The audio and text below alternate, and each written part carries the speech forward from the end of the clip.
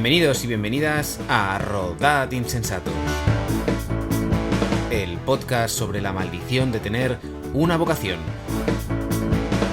Conoceremos lo que hay detrás de la experiencia de hacer una primera película.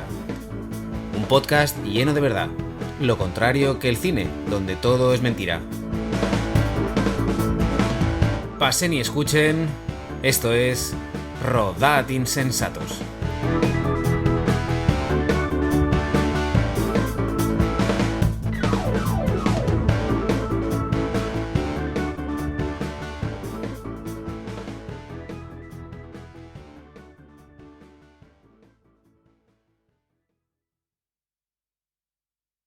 Hoy está con nosotros una guionista, directora, que viene a hablarnos de su primera película, que se estrena este viernes 26 de diciembre, que se llama Ruido. Y bueno, vamos a hablar con ella porque es una película que es bastante diferente y bastante especial por lo que cuenta, el cómo lo cuenta, y que yo recuerde es la primera película que se haga en este país sobre el tema que trata.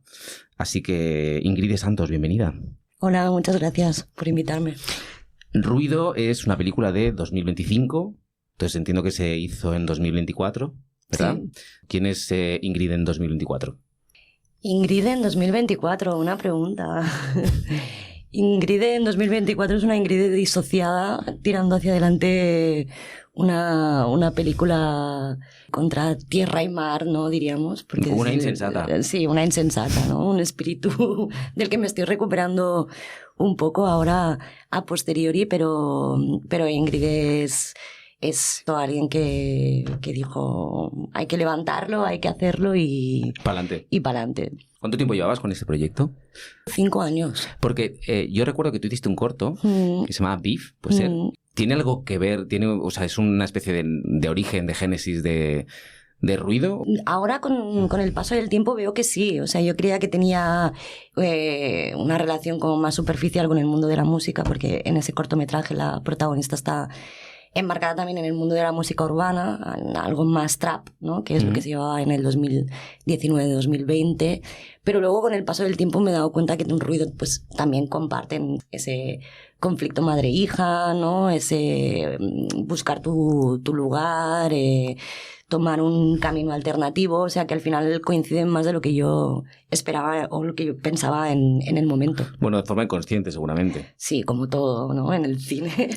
¿Y cómo arranca esto? ¿Cómo empieza? O sea, ¿en qué momento tú decides que hay una idea y una génesis que quieres explicar, que es la historia de esta chica y su conflicto tanto con su familia como con la música? Pues fue a raíz del corto que con Melissa, la protagonista, pude profundizar más en el mundo de la música urbana y de su mano llega a las batallas de gallos, que si no formas parte de esa generación y no tienes los contactos, no sabes cuándo se hacen ni dónde las hacen, ¿no? Entonces llegué un día al Parc de la España Industrial aquí en Sants y vi que se reunían 200, 300 jóvenes cada fin de semana para organizar una batalla. Entonces están de las 5 de la tarde a las 10 de la noche rapeando, ¿no? O sea, tirándose free, ¿no? Que para quien no lo sepa es con una base de hip hop, se tira una base y entonces como que tienen una especie de duelo de palabra, ¿no? A lo Cyrano de Bergerac, improvisado, ¿no? Y que es efímero y que solo ocurre en ese momento y que no se puede capitalizar porque no se puede grabar, porque no se puede comercializar, ¿no? No se puede grabar, eso no sabía. O sea, ellos lo graban, pero lo graban en YouTube para que la gente pueda ver las batallas y también para que los freestylers puedan luego usar ese material. Pero a nivel musical, digamos, dentro de lo que es la industria musical, es una ramificación del hip hop que es efímero y que ocurre en ese momento y que tú no puedes ir a Spotify y ponerte una batalla, ¿no? Cierto. Entonces, eso me pareció bastante impactante porque sabemos decir que la gente joven no hace nada, que son unos pringados, ¿no? Y cuando vi esa escena, que además me parecía muy curioso porque era muy cerca del Teatre Lliure, ¿no? Donde a veces pagas 40 pavos para ver algo, ¿no? Sí. Y a veces te emocionas menos que estando en una batalla, ¿no? dije, wow, o sea, me encantaría poder tener una radiografía de este momento y de estos jóvenes haciendo esto en la calle de forma autogestionada, y que me parecía como muy puro a nivel artístico. A ver, yo tengo como ahí, de todo lo que has dicho, tengo como varias preguntas y voy a intentar hacerlas de forma coherente. La primera, cuando tú ves la peli, es una película que trata, pues eso, sobre las batallas de gallos, sobre un estilo de música muy concreto, también que va asociado a bandas urbanas, a pertenecer a cierto tipo de grupos. ¿Cuál es tu conocimiento de eso? Quiero decir, ¿tú perteneces o pertenecías a eso? ¿Te gusta eso? ¿O fue que descubriste este mundo y decidiste mostrarlo? Sí, yo siempre he sido una persona muy obses con la música. O sea, estudié música de joven, ¿no? Estudié solfeo, piano, saxofón, ¿no? Y la música es algo que siempre me acompaña. Pero puedo estar escuchando hardcore, como puedo estar escuchando jazz, como puedo... Es como... es un mundo que me ayuda a sobrevivir. Entonces, yo me encontré esas batallas, pero yo estuve yendo a las batallas cada fin de semana durante 2-3 años, ¿no? De hecho, el sábado que viene hay una y voy a volver a ir, ¿no? Porque los conozco a todos. Entonces, sí que, aun gustándome la música, tuve que ir ahí para conocer qué es lo que ocurría y cómo ocurría, ¿no? Entonces, al principio era como la cuarentona extraña que está escribiendo un guión, ¿no? Y ahora ya me conocen todos. Porque supongo, por lo que dices, que hay un proceso que se asemeja como al de documental, en el sentido de que tienes que integrarte, tienes que zambullirte en ese ambiente, tienes que ganarte la confianza de esta gente, porque entiendo que tú no puedes llegar ahí y decir, hostia, voy a ver cómo estos rapean, así, tal cual. Total, si quieres mantener esa autenticidad del movimiento, considero que sí, que tienes que tener un approach más documentarista, ¿no? De estar allí y de vivirlo para luego poderlo convertir en un artefacto, porque a diferencia del documental, no profundiza tanto, sino que forma parte de ese artefacto para contar esa historia. ¿Cómo descubres esa historia dentro de... A ver si lo me explico bien. ¿Tú tienes como una idea que quieres mostrar y la enmarcas en ese mundo, o a raíz de ese mundo desarrollas toda una historia, todos unos personajes que estén relacionados con eso? ¿Cómo funciona ese proceso creativo? Pues tenía muy claro que quería hablar de la amistad, que quería hablar del mundo de la música urbana, y que a medida de ir a las batallas me di cuenta de que había muy pocas chicas que hacían batallas de freestyle. En ese momento en Barcelona eran 5. Era un momento justo donde Sara Socas lo había dejado en ese momento, que es como la que estaba en las ligas profesionales, que son las que tienen que ver con FMS y Red Bull. Y eso me impactó bastante, que las pocas chicas que habían salían a batallar y era bastante duro. Entonces, a partir de ahí dije, bueno, tiene que haber más chicas en España, ¿no? O sea, me pongo a mover el cuco y las conozco. Y entonces me di cuenta de que eran menos de minoría en ese caso. Sigue habiendo una en Alicante, que ya la ha dejado, por cierto, una en Asturias, y en Madrid pues habían como 6 o 8, no muchas más. Entonces, después de hablar con todas ellas, una de ellas era Latifa, la protagonista. Y me encantó, yo le llamo como la latitud interpretativa de Lati, ¿no? Que puede ser alguien como súper dulce, pero a la vez se puede convertir en ese huracán de energía que necesita cuando estás dentro de una batalla. Entonces, a partir de ahí, a partir de descubrir a Lati y decir, vale, quiero hacer la película con ella, con el equipo de guión, construimos toda la narrativa que envuelve al personaje. Digamos que nosotros íbamos con una segunda versión de guión donde había una estructura clara y unos puntos clave, pero no tenía toda la chicha que se desarrolló a posteriori al decidir que la tiene la prota. Ok, déjame intentar ordenar esto, tú me vas corrigiendo. Tú empiezas a escribir un guión, bueno, con tu co-guionista. Bueno, que yo recuerde, en la peli, en los créditos salís 2. O sea, sales tú junto con otro co-guionista, si no me equivoco. Sí, que es Luis Segura, el co-guionista. Pero has mencionado un equipo de guión, ¿hay más gente por ahí? Bueno, porque luego también entró José Alberto, que estuvo con los diálogos, con las partes de rap también, porque es complicado. Bueno, claro, ahí, luego iba yo a entrar ahí, pero entonces, eso, para ir ordenando... Tú empiezas a escribir ese guión con Lluís Segura o sin Lluís Segura, pero... Con Lluís, sí, desde el inicio. Desde el inicio, ok. ¿Desde el minuto 0 vosotros escribís también freestyle o tenéis a alguien detrás que ya decís, oye, esta historia puede ser interesante, con el apoyo tenéis una productora? Quiero decir, ¿es una cosa que vais haciendo vosotros como inversión vuestra, de nosotros creemos en esto que vamos a sacar una peli de aquí, o tenéis ya, pues eso, alguien que dice, no, dármelo que lo vamos a sacar adelante? Pues nosotros al principio teníamos una versión donde no estaban los frees, donde no estaban los raps. Lo que sí que estaba desglosado es qué se podía hablar en ese rap, o qué se podía decir en ese rap y narrativamente hacia dónde podía llevar. Pero era como un punto de partida, porque luego entraron letristas, freestylers como Le33, Arcano o Faena, una rapera de Málaga, que nos ayudaron a escribir en esa segunda fase unos posibles raps, ¿no? Y algunos se quedaron más y otros volvieron a mutar una vez llegó el casting. Y entonces cuando llegó el casting de los raperos se volvió a hacer un taller de escritura donde se sacaron los raps finales que aparecen en la peli. O sea, digamos que fuimos como por 3 tramos, si me explico bien. Sí, perfectamente. ¿Y esos 3 tramos cuánto tiempo duraron? Quiero decir, cuando ellos se incorporaron, o sea, primero los raperos y luego ya los actores se incorporaron de una manera altruista por amor a la peli, o ya eran unos 3 tramos que estaban como muy predefinidos de, mira, tenemos que entregar esto, pues yo qué sé, porque necesitamos ir a una ayuda de no sé qué, sí, o ya más profesionalizado, más contratados. Estaban contratados. Entonces, ¿todo ese proceso cuánto duró? Pues ese proceso duró 2 años. Bueno, 2 años miento más, porque es que hasta el día antes de rodaje estábamos cambiando barras. Es como duró 3 años en total, desde que se hizo la primera escritura con raps hasta que lo rodamos. Vale, y la intervención, por ejemplo, de ellos y ellas, ¿se limitaba solo a las letras o había algún tipo de intervención, aunque fuera suave o aunque fuera indirecta, pero decir, oye, esto no acabo de creerme, porque hay una parte de la peli que me parece como muy acertada, que hay un diálogo entre como la mentora y ella, que le dice, oye, tú hablas mucho de pistolas y de gangstas y todo esto, pero esto no es el Bronx, tú no vives ese ambiente, no conoces este ambiente, tienes que hablar de lo que conoces, de tu barrio, ¿no? ¿Sabes? No te vayas a lo abstracto porque no va a funcionar. A ver, ellos para escribir, para proponer letras, leían todo el guión.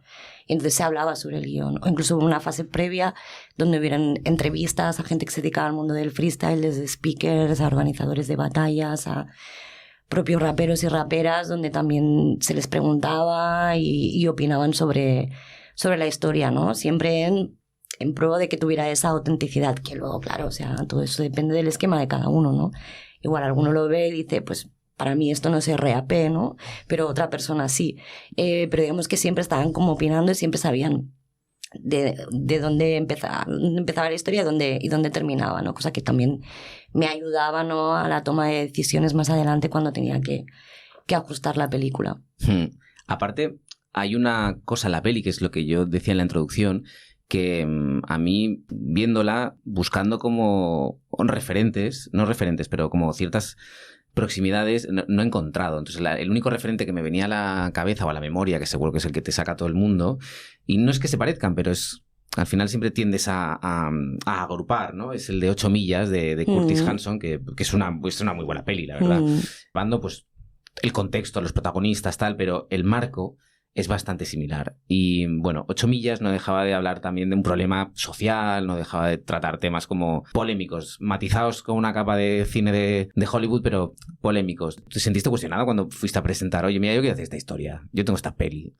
Sí, pero creo que le ocurre a todo el mundo que hace su primera película, ¿no? Que aún está navegando por encontrar o por ligar su propia autoría, ¿no? Que cuando hablas con los productores es normal, ellos te dicen, lo veo más así o lo veo más asá, o en mi caso fue al principio más una conversación del casting, ¿no? Me decían, joder, es que no va a haber nadie famoso en tu película, eso va a ser muy complicado de vender, ¿no? O sea, como una cara famosa, ¿no? Luego entraron conversaciones que siempre entran de si sería más coger a una actriz y hacerle un training para que hiciera la película, como por ejemplo en Patty Cakes, que es una peli americana que tiene su nombre del grupo de La Soul, ¿no? De su canción originaria de Patty Cakes, que es una chica que quiere ser rapera, ¿no? En este caso es actriz, que es, otra vez name dropping, a mí me va muy mal, es una pedazo de actriz muy famosa que hizo un training y tú la ves en la peli y rapea increíble, ¿sabes? Pero claro, también Y hablamos de sistemas y sistemas, ¿no? Lo que es el sistema de la industria americana y lo que es el sistema de la industria española, ¿no? Que muchas veces yo hablo de eso de, a mí me hubiera encantado rodar la peli como Andrea Arnold, ¿sabes? Pero es que Andrea Arnold no tiene que rodar la peli en 4 semanas, llegar a la sala de montaje y tener algo que montar, ¿no? Entonces, en ese punto también era como, si yo tengo que coger ahora a una actriz, hacerle un training, todo eso es como mucho tiempo, mucho dinero. Sí que es más arriesgado coger a alguien que no sea famoso o coger gente de la calle y hacerles un training para que puedan rodar, pero en este caso me pareció lo que hacía la peli más auténtica y lo que también yo deseaba más, ¿no? Que en parte era también hacer una peli donde pudieras abrir un poco la ventana y decir, es que esto huele a cerrado, ¿sabes? El cine español a mí es que me huele un poco a cerrado, tío. Siempre está la misma gente, que está muy bien, que sé que todo el mundo... Que yo soy muy polémica, a veces sería mejor que no hablara, pero que me da la sensación eso, que es que como nos hemos como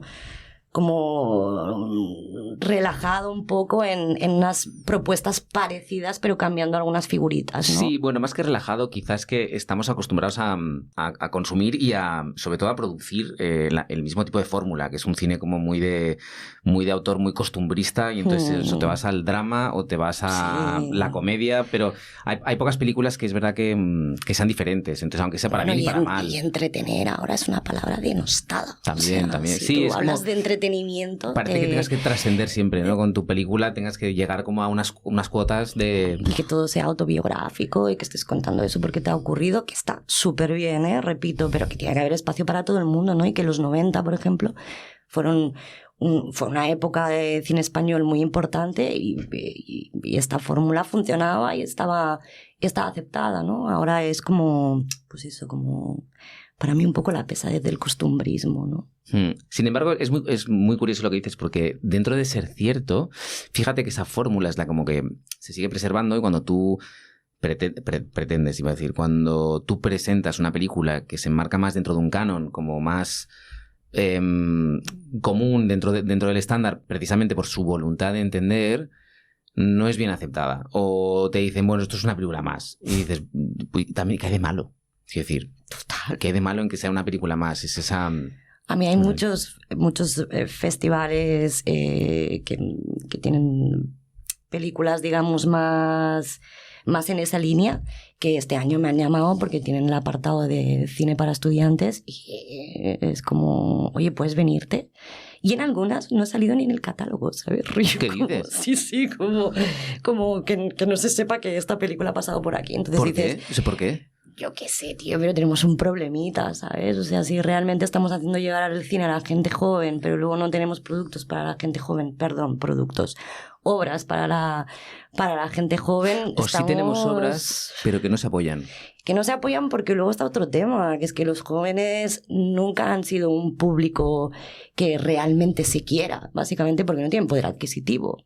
Entonces, a la hora de hacer un benchmark de una peli en un pitch, te van a decir, es que esto no va a hacer mangos, ¿sabes? Claro. O sea... No, pero eso que dices es muy curioso porque es verdad, porque muchas veces como que se deja de lado a ese público y se deja por desconocimiento. Tú lo decías, quiero decir, tú te vas a una batalla de gallos y te encuentras ahí 200 personas y la mayoría de gente no sabe ni que existe y a lo mejor hay 10 o 12. Y dices, hostia, pero esta peña, tío, ¿de dónde sale? Entonces esta gente pues también a lo mejor les gustaría ir al cine a ver una película sobre esto. Total. Pero no les damos la oportunidad, porque no las apoyamos, sobre todo, y luego no las distribuimos, ¿sabes? No se las enseñamos. Y en la guerra que también hay ahora de cambio de paradigma en el audiovisual y que realmente lo de las salas de cine y esa especie de cosa extraña entre distribuidores y exhibidores está llegando como a un momento límite. Yo creo que yo con la chavalada, que he hablado con ellos a través de la peli, les he dicho, y si tú con el carnet de la biblioteca pudieras entrar en el cine, irías. Y un montón de peña me ha dicho, me pasaría el día allí. Claro. Entonces yo creo que es un momento también como para decir, bueno, este sistema está rotito, ¿cómo podemos hacer también para llenar esos espacios, ¿no? Porque es lo de siempre, se quedan vacíos y nos quejamos de que se quedan vacíos. Es como... Llenémoslo de nuevo, ¿no? Entonces no puede ser que la gente joven no tenga un acceso más fácil y más libre al cine, porque entonces lo que ocurrirá es que consumirán algo en YouTube, algo en la plataforma que pagan sus padres o en la que le pasa a su colega, ¿no? Y eso es cierto. va a construir, ¿no?, futuros espectadores pochitos. Y luego, si te fijas, cuando tú vas a ciertos eventos cinematográficos, eventos en el sentido de que son eventos alternativos, pero que hay una proyección en un sitio en concreto y con un coloquio, con una presentación, que son, pues a lo mejor no son películas tan destacadas y son baratas, esas propuestas, cuando tú vas, hay gente joven. O sea, que la gente joven tiene su inquietud, tiene su cultura, tiene ganas también de ver cosas. Entonces, si les ofreces un pack de decir, oye, pagas pues yo qué sé, los lunes de 4 euros. Está el día senior del espectador. Efectivamente. ¿No? O, pues yo qué sé, el Spy Texas, el Sunset. Bueno, cines que hay seguro en todas las ciudades que hacen. La Filmoteca. Entonces, hay bonos, hay tal. Y si eso lo acompañas, pues yo qué sé, pues una película como Ruido, pues seguida con un coloquio con la directora o con incluso, de repente te montas ahí que aparezca la protagonista y te montas una batallita de gallos con una persona y dices, hostia, qué guay, tío. Sí, nos ha ocurrido yendo a los institutos que terminamos con la gente rapeando y haciendo batallas ahí y como que realmente, porque realmente a ellos les mola el rap o el hip hop y siempre hay alguien interesado, o sea que tiene algo de espectáculo, de espectáculo la peli, incluso que es más como una experiencia, ¿no? Que es algo que también hoy en día cuesta un poco, ¿no? La experiencia de ver una peli en comunidad y esta tiene la posibilidad con la gente joven, pero ya te digo, sí, está complicado el tema. Claro, por eso yo te preguntaba antes de cuán difícil te fue a ti encontrar, o sea, por el tema de la peli y por el tipo de película que es, encontrar a alguien que dijera, venga, yo voy a hacerla. Porque si no me equivoco, la peli está producida por Sábado Películas y aparte ha entrado Filmin también, entonces tuvo ayuda del ICEC. Tuvo ayuda del ICEC, tuvo ICA. Sí, exacto. O sea, que luego que siguió un sistema de financiación más o menos común, ¿sabes? Pero a la hora de encontrar a alguien que fuera la primera persona, la primera entidad que dijera, venga, yo apuesto por esto, ¿eso te fue muy complicado? ¿O, pues la verdad es que no, y eso lo tengo que agradecer. O sea, Toni Carrizosa, uno de los productores desde el inicio, me apoyó. Es más, recuerdo siempre una frase que me dijo, yo quiero hacer una peli que pueda disfrutar mi hija. Y eso fue como, wow, muchas gracias. Y luego tuvo ¿Y la más... disfrutó? ¿La disfrutó? Sí, la disfrutó. Y luego, pues, pobres han tenido más que luchar con mi propia evolución como directora, ¿no? Pues lo que te decía, o sea, casting famoso o no, pues por lo que te decía, si no pongo a nadie famoso, pues a Toni es más complicado vender la peli, ¿no? Por ejemplo, Televisión Española no entró, o es una de esas cosas que son más complicadas al no tener una cara presente que diga, pues voy a poner dinero porque se va a mover, ¿sabes? Porque esta persona está poniendo la cara para hacer esa peli. Entonces, en ese aspecto era muy complicado y en eso sí que agradezco un montón a Sábado Películas que me dieran el apoyo y que siempre al final me dejaran tomar la última decisión. Entonces, desde que ellos, eso está muy bien, o sea, ese respeto porque te dejarán a ti, ¿sabes? O sea, porque no modificarán tu película, no la transformarán, ¿sabes? Que siempre ha acabado siendo lo que es, ¿sabes? A ver, hay un intento, porque forma parte de la personalidad innata de un productor, ¿no? Claro. Tiene mucha más experiencia, sabe muy bien cómo funciona la estructura de inicio a fin. Pero aún y así, aunque te aconsejan y te dicen yo creo que sería mejor esto o lo otro, siempre terminan respetando. Desde que tú inicias ese proceso con Sábado hasta que consigues rodarla, ¿cuánto tiempo pasa? Porque antes me has hablado de 2017. Creo que en el mundo disociado de Ingrid un año o algo así. ¿Solo? Sí, muy poco. Muy poco. Pero eso es insólito, quiero decir. Es insólito, sí, es un arma de doble filo, también tengo que decirte. Claro, porque, o sea, a ver, espera, que esto me lo tengo que procesar yo aún, un año. Un año y medio, a lo mejor. Un año y medio. Yo te quería preguntar o sea, cómo gestionas tú esa relación con todos los raperos, todas las raperas que te ayudan a hacer esas letras, ¿no? Mantenerla en el tiempo, porque entiendo que siempre hay como un proceso largo y es un proceso natural de, pues eso, de conseguir la financiación, de ir retocando y tal. Entonces, mantener ese contacto, mantener sobre todo el interés de esa gente vivo, ¿no? Y sobre todo que supongo que es gente que está acostumbrada como a, no sé, a que le venga alguien a que parezca que le venda la moto, mira, vamos a hacer una peli, ¿sabes? Y es como ya me viene esta a contar milongas y luego no pasa, siempre... ¿sabes? No pasa porque normalmente el tiempo va pasando, es un proceso lento, es un proceso largo. Sí, eso ocurre, pero también como me veían cada fin de semana allí, decían, o realmente está cucu. o lo va a tirar adelante, ¿no? Entonces, creo que en parte cabe también decir que esta peli está rodada en un calendario de una, o sea, tampoco es para que nos hagamos las víctimas, ¿no? La gente que hemos hecho esta peli, pero está rodado en un calendario y está rodado como si fuera una peli de ficción normal y al final es una peli musical. Y eso nos ponía el doble de complicaciones, ¿no? A la hora de tirar adelante el proyecto a nivel de rodaje. O sea, Permíteme solo un inciso, ¿eh? Es que ahora que has dicho esto, hay una cosa que te quería preguntar, y es que a mí me dio la impresión viendo la peli, a lo mejor soy yo, que cuando estabais rodando las secuencias de batalla, o sea, de canto, ya estaban prehechas. Claro, eso tiene que ver con lo que te decía antes de Andrea Arnold, ¿no? Claro. Porque yo decía, perdón, y entonces a eso voy, porque yo la estaba viendo y digo, esto ya está grabado. Exacto. Yo no sé si eso... Yo pensaba, claro, como de repente esté la protagonista, Lati, ¿no? Tirando sus frases y se le ocurra otra y suelte otra y empieza a improvisar ahí... Bueno, es mucho más práctico que eso, ¿eh? O sea, la batalla de Sants está rodada en 2 horas. ¿Ah, sí? El metro está rodado en 2 horas. ¿El metro está rodado en 2 horas? ¿Pero el metro os colasteis, con perdón? No, no, pero solo nos daba el presupuesto para 2 horas. Entonces tenía 2 opciones. Podía rodar en los ferrocarriles de la Generalitat de Cataluña, el FGC, donde no has visto rapear a nadie en tu vida. Correcto. Y tenía 4 horas, o el metro y tenía 2 horas. Entonces fue como de... Pues, o sea, vamos a rodar en el metro, porque si no tiene mucho sentido, ¿no?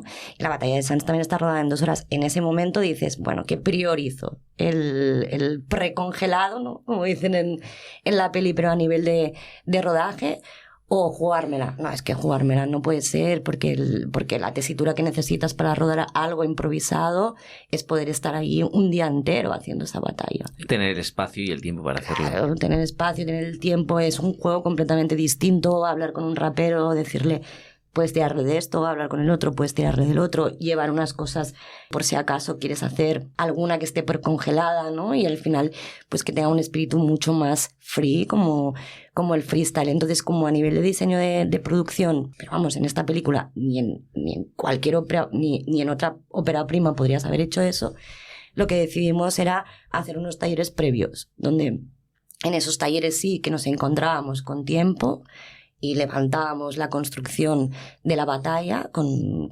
Lati, con el rapero que le tocara en ese momento.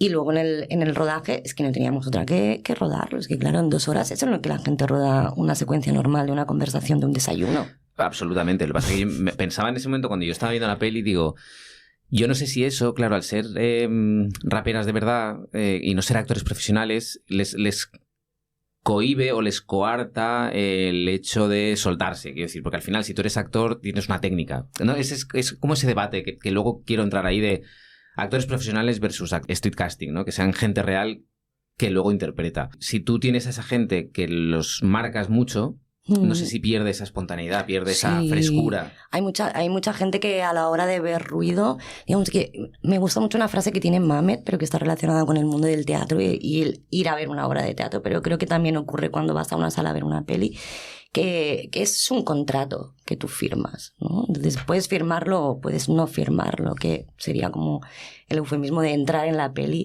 o no, ¿no? Entonces hay mucha gente que a la hora de ver ruido tiene como un esquema personal de lo que debe ser esa peli de hip hop y de lo que debe ser esa construcción, ¿no?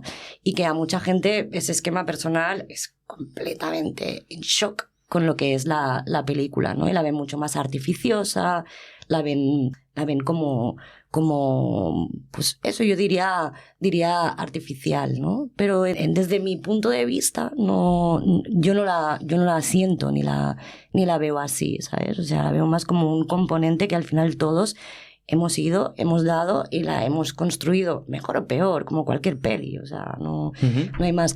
Pero sí que se puede hablar de ese público que siente que Ruido es algo como más encorsetado, ¿no? Por ese esquema personal, ¿no?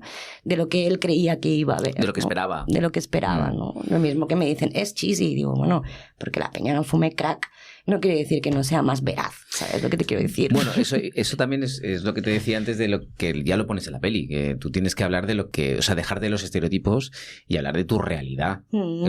Precisamente, no esperes ver aquí a alguien en Sans que va con una pipa, ¿sabes? En el pantalón y tatuado hasta el cuello. Bueno, tatuado hasta el cuello puede ser, pero que no es ese paradigma pues, de gángster del Bronx que va fumando crack y va pegando tiros. Pero, por ejemplo, con lo que estábamos diciendo, ¿no? Es que el otro día cuando murió Robe de Extremoduro estuve como viendo pasajes de barrio y porque la peli cierra con una canción de Robe, ¿no? Y veías la propuesta de Fernando en ese momento y era una propuesta ultra teatral. Tú lo ves ahora, esos 3 chavales de la calle, es imposible que hablen así y que se tiren las frases de esa forma y que además tengan ese ritmo y ahora entras tú y ahora entro yo. Sí. Esa era una propuesta altamente teatral que en ese momento y en ese contexto funcionó, ¿sabes? ¿Por qué?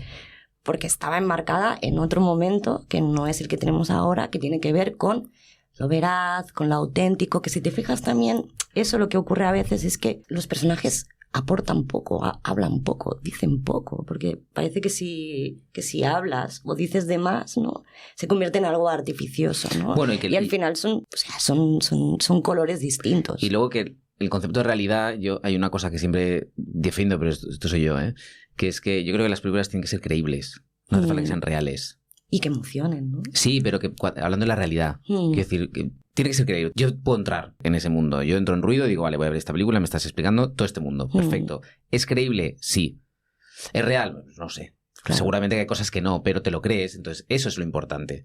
Cuando hay cosas que ya no te crees, ya no es real. Evidentemente que si tú vas a ver una película, yo qué sé, pues de orcos y de enanos, no es real.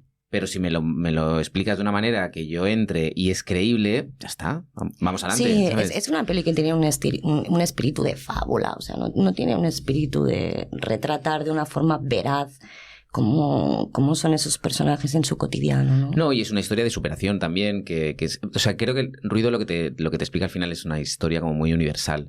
Entonces hay una cosa que yo te quería preguntar en relación a esto, que es cómo la película gira como en dos, bueno, me parece a mí, gira como en dos vertientes. Una es la vertiente musical, la aspiración personal de la protagonista, y la otra es su conflicto con su madre a través de la religión, a través de las creencias. Entonces como que su madre es como muy radical con eso. Entonces conecto esto con lo que te decía de los actores.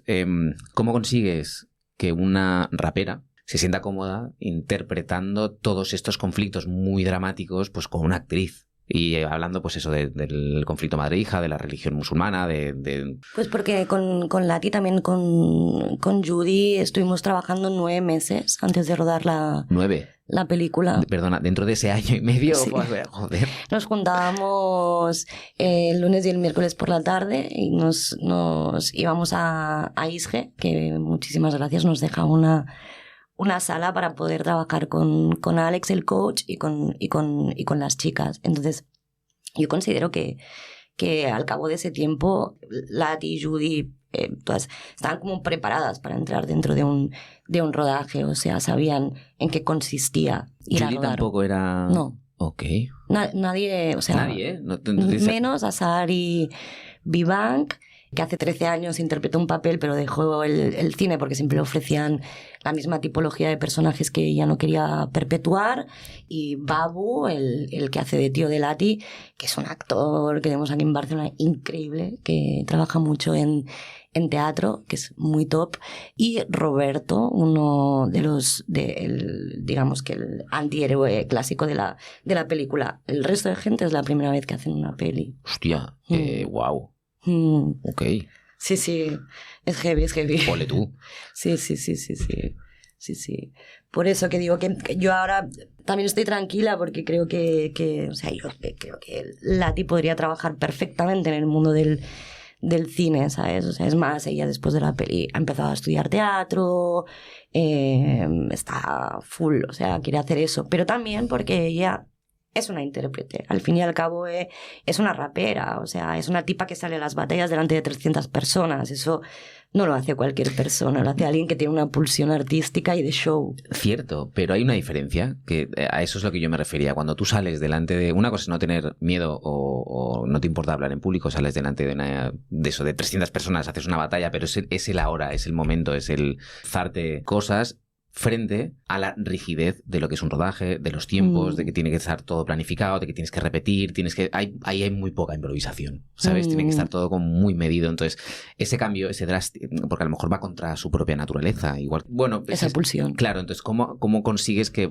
una persona así esté cómoda dentro de ese engranaje? Porque al final la estás sacando de su contexto artístico y la estás metiendo en otro que es totalmente lo opuesto. Bueno, porque a la hora de decidir qué actor o actriz natural escoges, en esa toma de decisión también entra un gran tanto por ciento de a esta persona le va a gustar esto. O sea, no es una decisión en la que no tengas eso en cuenta, como al menos yo como directora. Es como, o sea, creo que le estoy dando la oportunidad a alguien que siento que sería feliz haciendo esto, ¿no? Y siempre procuro que sea así, ¿no? Uh-huh. ¿Cuánto duró el rodaje? 4 semanas y 3 días en México. 4 semanas y los 3 días en México de la parte final. ¿Ese rodaje fue un rodaje normal o...? No. Y creo que menos normal que la gente que no haga una película musical.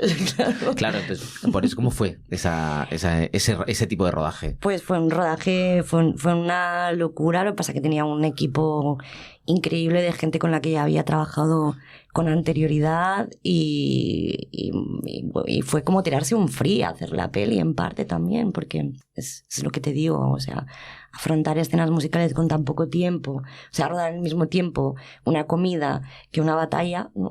Yeah. pues requiere de un equipo que esté tan loco como yo, ¿no? Y que lo puedan tirar a... Y que te sigan. Y que te sigan y que lo tiren adelante y que se genere una familia más allá del rodaje, ¿no? Que es lo que ha ocurrido con esta película. Y también había detrás, tanto delante de la cámara como también detrás de la cámara, mucha gente que era la primera vez y era su primera película, ¿no? Así, ¿eh? O sea, es la primera película de mucha gente. Ok. Supongo que ese espíritu se contagia un poco y hace que la gente vaya más a lo loco a la guerra, ¿no? ¿Y la parte mexicana surgió de forma natural? Quiero decir, ¿hay una tradición de rap y de free en México o fue como que teníais en guión la idea de que transcurriría en algún lado, pero es como, bueno, aquí quien entre, ¿no? Quien entre a coproducir se lo lleva? No. O sea, había unas primeras versiones de guión que tenían 170 páginas. ¿Cómo? ¿170? Sí. Sí. Y se tuvo que hacer una reducción bestial, ¿no? Y dejarlo en el esqueleto que es ahora Ruido, pero desde siempre en México se me lo preguntan mucho, pero me parece como oportunista a nivel de coproducción. Bueno, no oportunista, pero a lo mejor obedece que sí que es verdad que hay una tradición ahí. Exacto, sí. No sé si has estado nunca en México. Yo era la segunda vez que estaba y hay varias cosas con México. Primero que ellos tienen un universo musical increíble, pero aparte de tenerlo, no se miran al ombligo, sino que es que además son muy fans de todo lo que hacemos en Barcelona a nivel musical, ¿no? Siempre cuento que cuando estás en México y entras en un taxi, la mayoría de las veces, o muchísimas veces a mí me ha ocurrido, está sonando Bunbury, o está sonando Héroes del Silencio, o está sonando música española, ¿no? Porque tienen como una comunión muy especial con nuestra música, al contrario de nosotros, que en eso somos como más cerrados, ¿no? Entonces, dentro de la música urbana, ¿no? Digamos como por ejemplo Purgang, Young Beef, antes de que fuera famoso, cuando en España adquirió una posición bastante importante, lo primero que ocurrió es que se fue de gira a México, ¿no? Faena también lo primero que ha hecho es irse de gira a México, ¿no? Es como bastante, digamos que es como el trampolín a la América y el medio trampolín entre lo urbano y lo comercial, ¿no? Una vez has podido hacer eso, ¿no? Te han pagado una gira, pero no nos imaginemos una gira de superestadios, ¿no? Sino realmente una gira de ir a tocar a sitios donde consumen esa música y donde son fans de ese estilo musical y van y hacen esa gireta en el DF, ¿no? Y es algo que sigue ocurriendo y que incluso Melissa, la del cortometraje de Beef, también le ocurrió, ¿no? Digamos que ella, a la que empezó a funcionar, se alió con Rosa Pistola, que es una DJ colombiana, de origen colombiano, pero que vive en el DF y que mueve muchísimas fiestas de música urbana. Y Rosa Pistola se la llevó a México, ¿no? Claro, entonces tú ya tenías todo el conocimiento de por qué tenía que ser ahí. Era como indiscutible que ese tercer acto transcurriera en México. ¿Tuvisteis suerte? Bueno, no sé la palabra suerte, pero ¿tuvisteis la posibilidad de que no hubiera problemas con México, en el sentido que entraran bien? Porque a veces dices, mira, al final, por lo que sea, México no puede ser, tenemos que llevárnoslo a... O sea, ¿hubiera sido una decepción de no estar en México por lo que dices tú? Pues no lo sé, la verdad. No, supongo que en esa Matrix me hubiera espabilado también. ¿Te refieres a que me hubieran dicho, oye, no es México, es Argentina? Sí. Pues entiendo que no. Porque... O sea, decepcionado, te hubieras sentido decepcionada. Sí, más que nada, como tú ya lo imaginabas en México, ya tenías la esperanza de que fuera ahí por todo ese universo musical que dices tú, por esa tradición. Entiendo que no, entiendo que me hubiera puesto las pilas, porque si algo tiene la familia del freestyle es que la gente que organiza las batallas aquí, ¿no? Que está el Yapi, Spiff, es gente que tiene contacto con las batallas de around the world. Pero cuando digo around the world es Japón, Miami, Argentina, ¿no? Argentina tiene una serie muy famosa que está en HBO que se llama Días de Gallos, ¿no? O sea que hay una comunidad muy fuerte con el mundo del freestyle y o sea, que si estás entre los propios freestylers, cuando se van de viaje, lo primero que hacen es preguntar dónde está la gente que organiza las batallas, en qué plaza y cuándo suelen reunirse para ir, ¿no? A batallar a otro país, ¿no? Entonces, supongo que si hubiera ocurrido eso, hubiéramos encontrado la forma de llevar a cabo ese tercer acto. De adaptarlo. Y yo tengo una pregunta cinematográfica que me llamó mucho la atención, y es que vas cambiando el formato según el tipo de conflicto que estás narrando en ese momento de la historia. Ese cambio de formato, ¿por qué es? Pues es en la casa está rodada en 4/3, sí. como mi cortometraje, como Beef, y digamos la trama principal, ¿no? O el viaje, ¿no? Que es el freestyle, está en 2:35. Pues es porque, ahora no sé qué ocurrirá en el futuro, pero sí que tenía muy claro que igual que en el corto quería como hacer más asfixiante esa casa, ¿no? Como cerrarla. Y con eso no viene solo escoger el formato, sino que cómo son las discusiones. Una discusión es distinta si la ruedas en 2:35 que si la ruedas en 4/3. Es completamente distinta, porque el 4/3 lo que tiene es que realmente puede ser un beef, una batalla entre plano y plano, ¿no? Entonces tenía muy claro que ese formato lo quería usar en la casa. De hecho, o sea, no sé si sé rodar discusiones que no sean en 4/3. Es algo que voy a tener que pensar. Sí, sabría, ¿no? Pero digamos como que de forma natural me funciona esa contraposición de planos, ¿no? Y el poder, porque me parece que cuando discutes, o yo la sensación que tengo cuando he discutido, ¿no? Es realmente esa cercanía, ¿no? Y que no existe nada más que esas caras, esas voces y ese momento de desafinado, ¿no? Y por otro lado, cuando quería rodar el freestyle o las batallas, era un formato que no me iba a funcionar, ¿no? Era como muy complicado, ¿no? Y también significaba el freestyle como la apertura al mundo de Lati, ¿no? Entonces con Bea decidimos combinar los dos formatos. Yo entendía o creía que a mí me daba la sensación de que iba por un tema así de opresión de ese conflicto. Pero bueno, te voy a hacer una pregunta ahí, te la voy a tirar controvertida. Tú tienes, no sé si la verdad es miedo, pero ¿te preocupa que alguien quizá no entienda eso y te diga, hostia, esto es el típico recurso de moderno, ¿sabes? De directora de cine y tal? Completamente igual, porque hace poco he visto Daniela Forever de Nacho Vigalondo y soy ultra fan. Y vuelve a ser lo que te hablaba del contrato de Mamet. Si lo firmas, si no... Completamente. Lo que pasa es que hay gente... Pero mira, esto hablaba... Y me flipa lo que hace Nacho Vigalondo en Daniela Forever. Es como, pero esto tiene que ver un poco con lo que decíamos al principio. Y ahí es aún más opresor. No, totalmente, pero también... Pero fíjate, Nacho Vigalondo, que es otra personalidad totalmente aparte y distinta de lo que se hace hoy en día. Quiero decir, eso tiene que ver con lo que decíamos al principio de qué tipo de películas se hacen, qué tipo de películas se distribuyen, ¿no? Bajo unos cánones. Entonces, a la que tú presentas algo que tiene ideas diferentes, ¿no? Se pueden entender, o si a veces no se entienden, te tildan de... No sé. Sí, totalmente, pero es lo que te decía antes, ¿no? Es mítica la frase, no le puedes gustar a todo el mundo, ¿no? Pero yo también tengo un approach a las cosas como bastante ecléctico, ¿no? O sea, yo puedo ver Container de Lucas Modison y flipar, ¿no? Puedo ver Un, dos, tres, el escondite inglés de Zulueta y flipar, ¿no? Puedo ver Mother of George y flipar, ¿no? Entonces, como a nivel de chequear qué es lo que se hace o de aprender de autores, me gusta que las cosas sean distintas y que la gente tenga formas distintas de llevarlo a cabo, ¿no? Entonces, hay un momento en el que debes perder el miedo a eso, ¿no? Porque... Sí, completamente. El miedo sobre todo, pero no sé, yo lo decía porque a veces es como que tú lo haces con toda la mejor intención y otra cosa es que llegue, no llegue, funcione o no funcione, pero sino que se tergiverse o solo se utilice como una forma de crítica, te lo lanzan sin pararse a pensar. Pero en una época como la que vivimos ahora, que está ultra polarizada, ¿no? Que es como... También es verdad.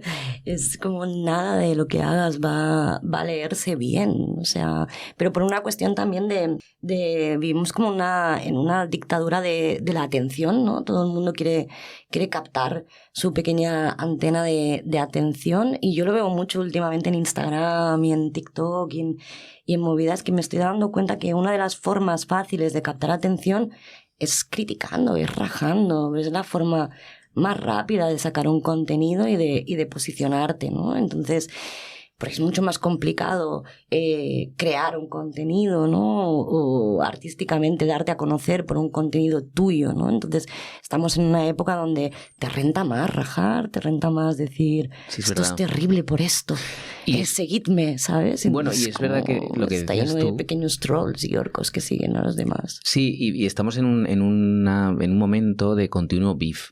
¿Sabes? Estamos como enfrentados y enfrentadas por todo, ¿eh? O sea, por todo. El rato. Sí, es muy cansino y drena mucho, y se autoriza y se desautoriza gente, pues no sé, de forma como muy extraña, ¿no? Digamos, pero teniendo en cuenta el contexto que me ha tocado vivir, pues no me sorprende ni me apura, la verdad. Ruido, acabas de rodar y te vas a hacer la pospo. ¿Cómo es la pospo de una primera película musical? Pues es una pospo complicada también, pero bueno, tuve la suerte de trabajar con Víctor, el sonidista, poder hacer una mezcla en Transperfect en tiempo récord también. O sea, ¿sí? Sí. ¿Cuánto tiempo duró? O sea, es como la mezcla en Transperfect. Fueron 2 días, cuando normalmente la gente mezcla en 4 semanas. Sí. Yo soy muy fan de decir que me encantaría que las pelis empezaran con una cartela que desglosara todo eso para luego poder hacer un juicio sobre ella, ¿no? Porque es como... de la mayoría de gente que hace una primera película no cuenta con los tiempos que cuenta una directora o un director en su segunda o tercera. Si te digo yo lo que tarda en hacer la mía. Pero te ponen a competir en el mismo pool, ¿sabes? Sí, claro. Sí. En tu caso también, ¿no? Es como... Bueno, se redujeron bastante los tiempos. Luego te lo cuento si quieres. Luego me lo cuentas. Pero sí, totalmente. Es como... ópera prima es un mundo aparte y la gente debería tenerlo en cuenta, ¿no? Creo también. Aparte, hay una cosa que yo, hablando con muchos directores y directoras que han pasado por aquí, creo que hay como 2 categorías. Y en relación a lo que dices, porque hay la gente que ha tenido la oportunidad de hacer primeras películas pues, con sus 3-4 millones de euros y dices, hostia, de puta madre. Y hay gente que hace la primera película como puede. Pero el juicio es el mismo, al final. Claro. El juicio es el mismo. Y muchas veces, y en relación a lo que hablábamos antes, lo que también yo he visto o he aprendido hablando con directores y directoras, es que al final, joder, parece como que tu primera película te estás jugando la vida. Total. No hay una oportunidad de aprendizaje. Quiero decir, porque la gente pues tiene carreras, pero ya no solo de películas, de escritores, músicos.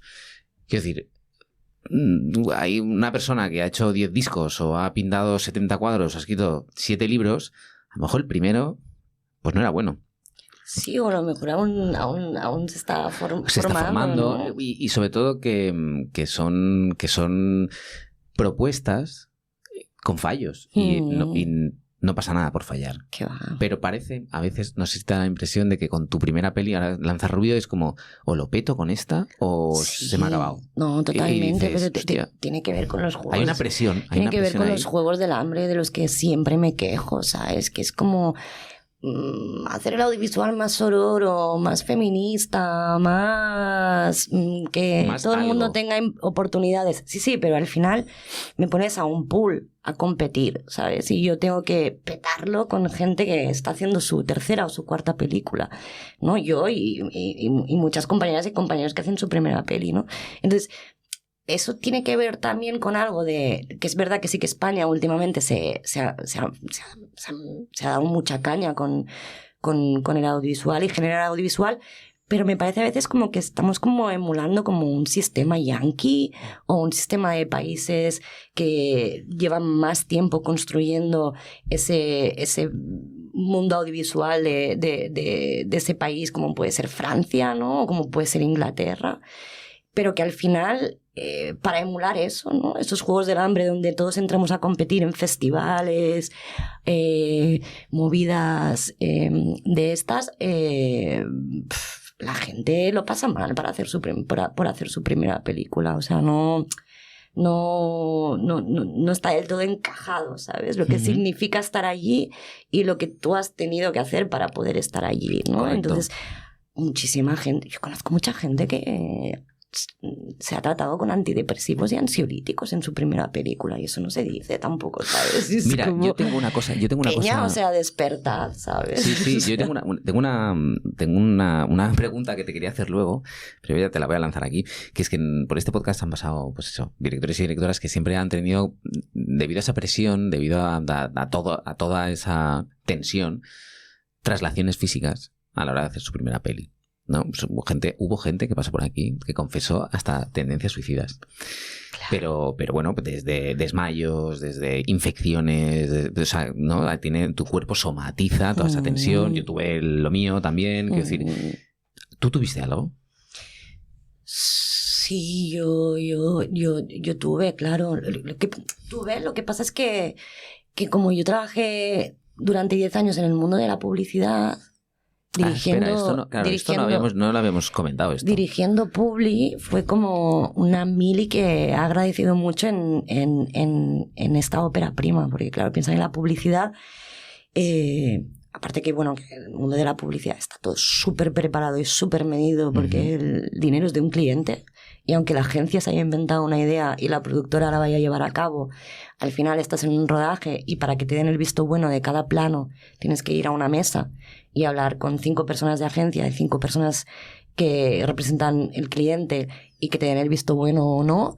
Es una escuela increíble para una directora o un director. También depende de qué tipo de directora o director quiera ser, ¿no? Para todo el mundo, ¿no?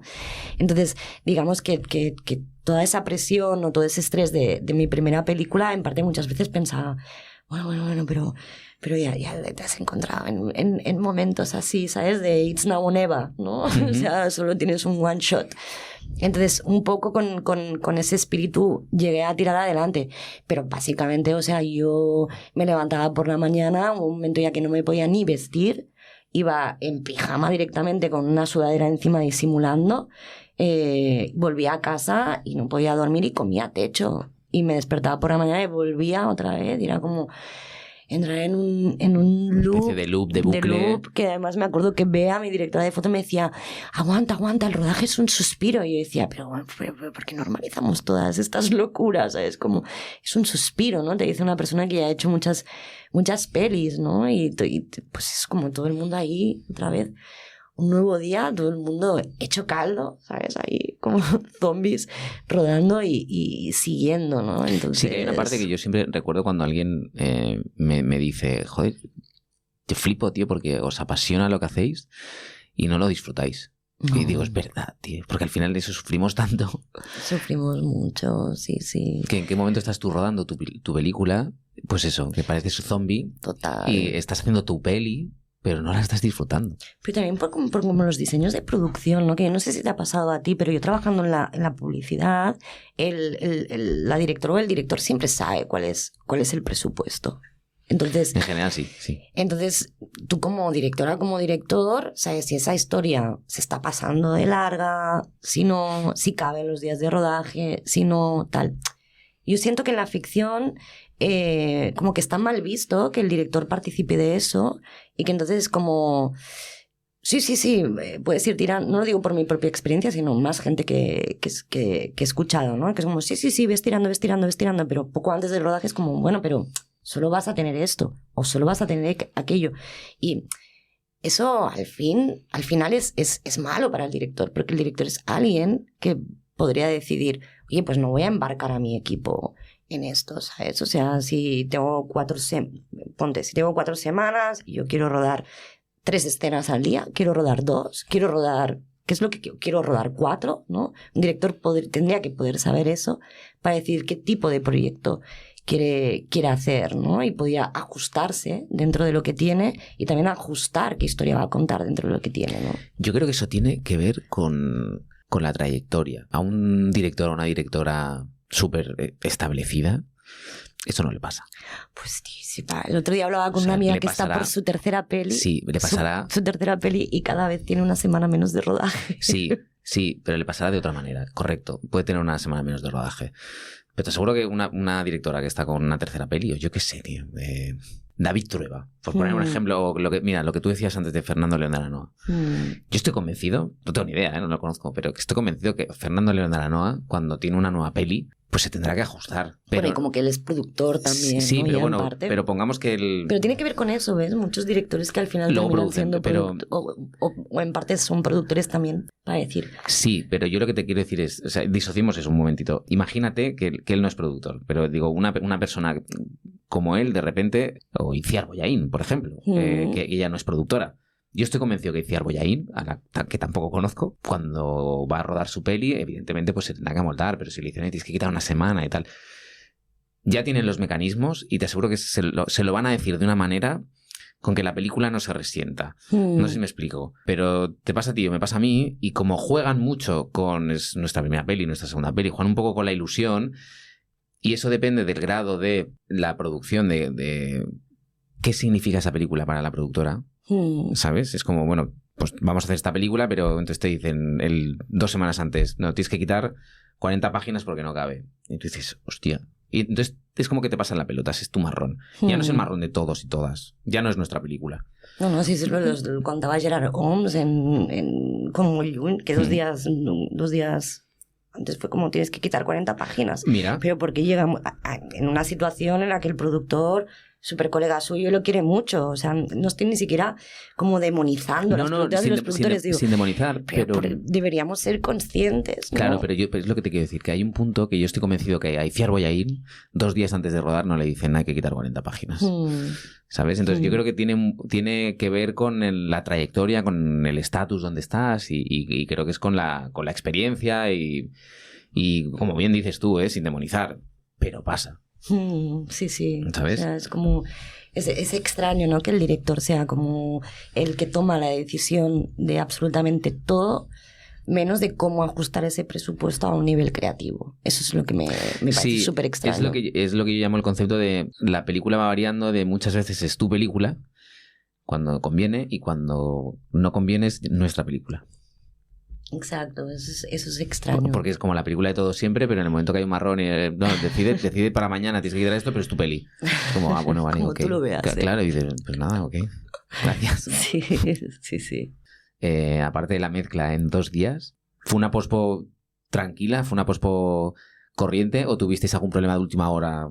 ¿A la postproducción te refieres a montaje y sonido o solo a la parte musical? En general. En general. Sí, porque yo entiendo que engloba todo, ¿sabes? Porque al principio de repente tú cuando unes y sacas ese primer montaje, que no sé si te pasó como a todo el mundo, que se deprimió, y entonces dices, mierda, me tengo que cargar cosas, o a partir de ahí como fuiste construyendo, y luego sobre todo que cuando tú tienes que encajar lo previamente grabado con lo que has rodado, a lo mejor dices, mierda, aquí, a lo mejor si quiero quitar esto...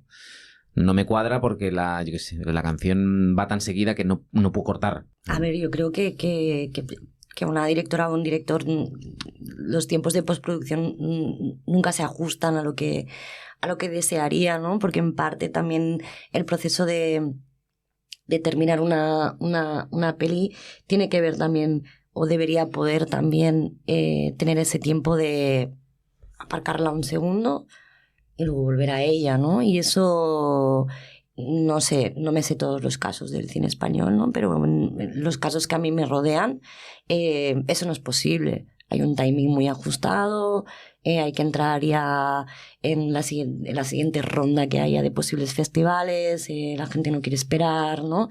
Entonces, eso lo complica, ¿no? ¿Teníais un calendario vosotros de, por ejemplo, de festivales o para entregarla? ¿O fue como...? No teníamos un calendario de festivales, pero enseguida hubo como la necesidad de empezar a mandar para ver qué ocurría, ¿no? Entonces, pues, si la mandas y te cogen, pues al final tienes un deadline, ¿no? Y tienes una entrega, ¿no? Entonces, eso lo complica un poco, ¿no? Pero sobre todo por eso, por ese tiempo de reposo y de reflexión que necesita una directora o un director con su obra, ¿sabes? Y también como reconciliarse con las partes que bueno, no me las había imaginado así, pero al final son asá, ¿no? O disfrutar de las que parecían malditas y al final pues te encantan, ¿no? Entonces ese tiempo de reconciliarte con el proyecto no existe, ¿no? Porque además es que terminas de rodar y ya te metes en una sala a montar y luego ya te vas a hacer el sonido, ¿no? Y entonces digamos que hay descompresión. No, los timings son bastante complicadetes, ¿no? Es como... Y eso, ¿no? Y tener, yo qué sé, o sea, yo no sé si he visto ruido entre 150 veces y 200 durante la postproducción, ¿no? Entonces, claro, es como que esa sensación de verla está inflamada, ¿no? Entonces no... Sí, hay un punto que incluso la rechazas ya, de no puedo más. No, hay un punto en que no puedes verla, o sea, dices que me van a llorar los ojos y voy a potar, ¿sabes? Sí, pero sí. Eso tiene que ver con que realmente estás saturada o estás saturado, ¿no? Y digamos que la industria no contempla esa posibilidad de que una directora o un director se sature. Es como, no, tienes que...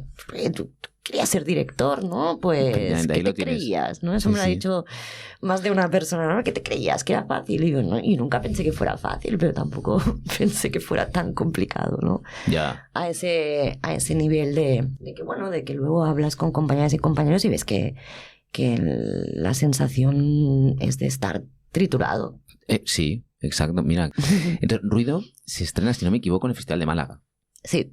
¿No? Y pues funciona. Ruido en Málaga, porque, pues, de hecho, Tony, el productor, lo contó y no pasa nada para contarlo, para ver, ¿no? Lo loco que es todo esto. Nosotros estábamos terminando de rodar esos 3 días de México en enero del 2025, pasado Reyes, y se mandó la peli a Málaga con una cartela donde no estaba al final. Y o sea, que estaba rodando mientras la peli ya se estaba montando. O sea, estaba haciendo un assembly. Una assembly donde yo veía el assembly que se estaba haciendo. Fer, la montadora, estaba montando. Fer estaba montando los dailies ya. O sea, era como... Entonces, claro, Málaga la quiso porque le interesaba el tema, porque no había una peli de freestyle, porque no había una película para gente joven, etc. Pero eso quiere decir que yo volví de México a finales de enero y en marzo estaba en Málaga, con lo que yo estaba en el Festival de Málaga con un corte de muy pocas semanas de montaje, sin la pospo de sonido hecha, sin nada, ¿no? Pero también vi que eso no parecía muy raro, porque estaba... Daniel con la deuda y estaba sin color, ¿no? Y era como un momento, ¿no? Mi primera vez decir, un momento, pero esto es normal. Esto es normal. Pero entonces competisteis con la peli que no estaba acabada. Claro, competí con la película que no estaba acabada, pero Daniel de la Deuda tampoco estaba acabada, sí, ¿no? independientemente, él también, pero me refiero... Que es algo que pasa. ¿Qué pasa? Sí, o sea, mi pregunta venía más... Tú vas a un festival, las películas se proyectan. Cuando compiten, el público va a ver. O sea, que el público va a ver tu peli que no estaba acabada. No, claro, el público vio una película que era un draft, pero aún siendo un draft considero que debe tener temáticas o parte de la historia que debe interesar, porque la cogieron en Málaga, la cogieron en Seattle, la cogieron en South by Southwest. Estuvisteis en el Festival de Toulouse, si no me equivoco, el Festival de Cine Luego Español. El Festival de Cine Español en Toulouse fue en septiembre. Ahí ya estaba acabada. Ahí fue mi último corte. Y ahí gané, ganaste. Gané dirección, Nobel y dirección. Y fue como, vale, ya puedo dormir tranquila, ¿sabes? Es como... Pero claro, es... Me parece súper raro lo de Málaga, bueno, lo de cualquier festival que proyecten una película para el público que no está acabada. A mí me daría mucha... Ansiedad. Ansiedad, tío, porque al final... La gente, quieras que no lo entiende. Total. Ellos ven lo que ven, está claro. Entonces tú no les puedes explicar a los espectadores que han pagado por ir a ver tu película, no, mira, perdona, es que no está el color, no, hay unas cartelas que es como, bueno, a mí, ¿qué me estás contando? Pero habla un poco de eso, volviendo a que no quiero demonizar a la productora, no quiero demonizar al festival, o sea, todos... Al final todos somos víctimas de un sistema que no tiene mucho sentido ya, ¿no? Que es como el de... Ya, más. Me da igual. Slot, ¿no? Es un poco así, ¿no? Igual que ver reels, ¿no? Jugar a la tragaperras, ¿sabes? Clock, sí, es bueno ese paralelismo que haces, hacer planos en la IA, ¿no? Más, ¿no? Estamos ahí. Es bastante interesante eso que cuentas, es verdad. Bueno, yo me he quedado ahí, o sea, me ha dejado como muy flipado, tío. Pero, y entonces, bueno, durante todo este año, el recorrido que ha ido teniendo, ¿cómo ves? Porque la película se estrena ahora el día 26. ¿Percibes que ha sido el recibimiento de hacer este tipo de películas? O sea, ¿tú crees que la gente está, no sé si la palabra es preparada, puede recibir con ganas un tipo de película así como diferente de música urbana, callejera, de rap, de freestyle, que te habla de cosas de lo que no te hablan las películas en general y que sin embargo se va a estrenar en Filmin directamente? Pues es que creo que Filmin es una plataforma que le agradezco siempre que arriesga mucho con sus contenidos, ¿no? Desde antidefensa, ¿no? ¿Cómo se llama? La de Miguel Ángel. Autodefensa de Miguel Ángel, que en el momento en el que salió fue súper fresca esa serie. ¿Todo el mundo quiere ver autodefensa? No lo sé. Pero que Filmin consiga que esté allí, ¿no? Para mí es top. Es una plataforma que siempre tiene como muy presente que todo lo diferente, ¿no? Todo lo misfit un poco, ¿no? Tenga su espacio. Entonces, supongo que la verá a quien le apetezca firmar el contrato. Hostia, qué buen cierre. Yo solo tengo una pregunta antes de acabar. Después de toda esta experiencia, al final, no me ha quedado claro. ¿Tú te has lanzado a rapear en alguna de esas ocasiones que has ido? No, mira que lo he intentado, ¿sí? Pero se me da fatal. Mira, o sea, sí, ya tenía este lapsus ahora con el título de la serie. Imagínate rapeando. ¿Qué va? Yo no he pasado de rapear en infinitivos. Que ya es mucho. Que ya es mucho, ¿eh? Tirarse el flow es parte de rapear.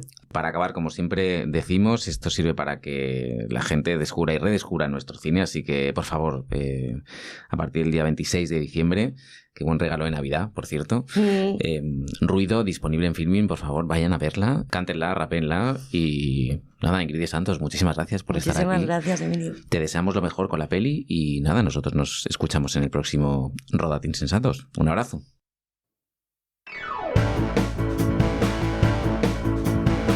Esto es Rodad Insensatos, un podcast sobre la maldición de tener una vocación. Nos puedes escuchar en todas las plataformas de audio, así como en redes sociales, por @rodad.insensatos, y si te gusta lo que hacemos, suscríbete a nuestra newsletter en substack.com, donde podrás estar actualizado y actualizada de todas las novedades de la comunidad insensata. La melodía que has escuchado es obra de Ivonne Díaz Labrador. Yo soy Emilio Martínez Borso. Muchas gracias por escucharnos. Nos oímos en el próximo capítulo.